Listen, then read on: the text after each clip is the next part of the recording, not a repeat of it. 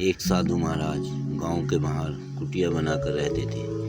उनके पास एक घोड़ा था जो बहुत ही देखने में सुंदर और कद काठी का अच्छा था। वह अपने उस घोड़े को बहुत ही प्यार से रखते थे। उसके खाने पीने का, नहाने का सभी ध्यान साधु महात्मा बहुत ही जिम्मेदारी के साथ रखते। एक दिन की बात है कि कुछ डाकू उस रास्ते से गुजर रहे थे और एक डाकू की नज़र उनके घोड़े पर पड़ गई। तब उसने देखा कि यह साधु महात्मा बहुत ही इस घोड़े का ध्यान रखते हैं और हर समय इस पर नज़र रखते हैं, इसलिए इसको यहाँ से ले जाना काफ़ी मुश्किल है। परंतु उसने ठान लिया कि मुझे यह घोड़ा अवश्य ले जाना है, चुराना है। अब उस चोर ने, डाकू ने भेष बदला और गुरु के पास गए। तब डाकू ने गुरु को जाकर, साधु महात्मा को जाकर प्रणाम किया और कहा, हे गुरुजी, मैं आपकी शरण में आया हूँ। मैं आपसे शिक्षा चाहता हूँ। तब साधु महात्मा ने कहा, ठीक है, तुम मेरे पास रह सकते हो।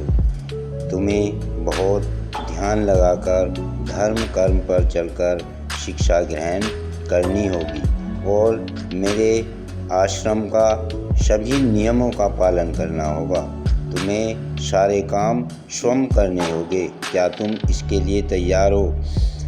डाकू बने उस व्यक्ति ने कहा, ठीक है गुरुजी, मैं सभी कार्य स्वयं करूँगा। दिन बीतते गए, वह गुरुजी के सभी कार्य करने लगा और गुरुजी का मन उसने जीत लिया।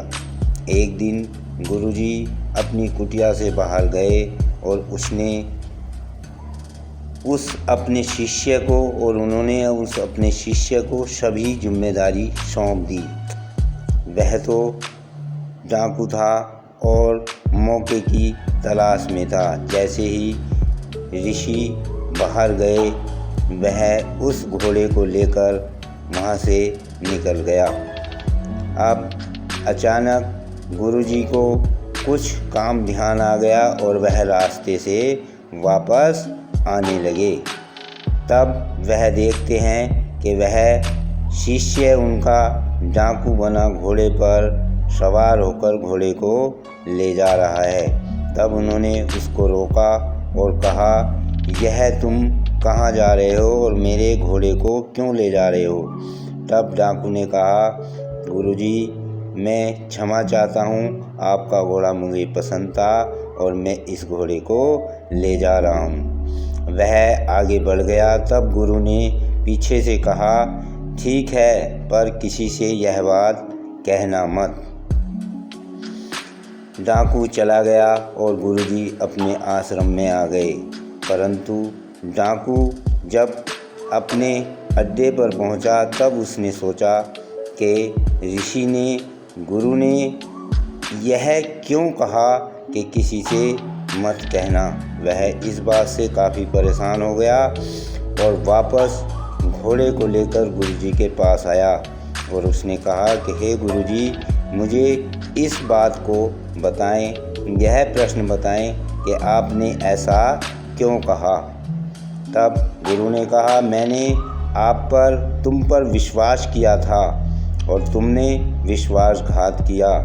अब यदि यह बात किसी को पता चलती, तब एक दूसरे से विश्वास उठ जाएगा, इसलिए यह बात मैंने कही। तब डाकू बना वह व्यक्ति सोचने पर उतारू हो गया और उसने गुरुजी से क्षमा मांगी और कहा, हे गुरुजी, आप मुझे क्षमा कर दें।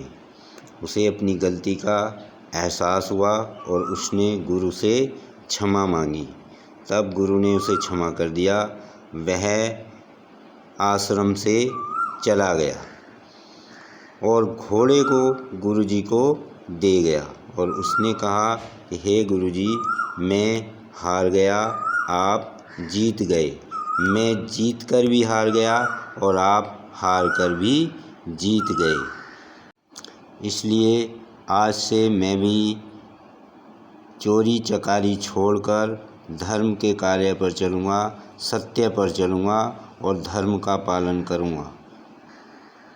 आपको मेरा प्रणाम।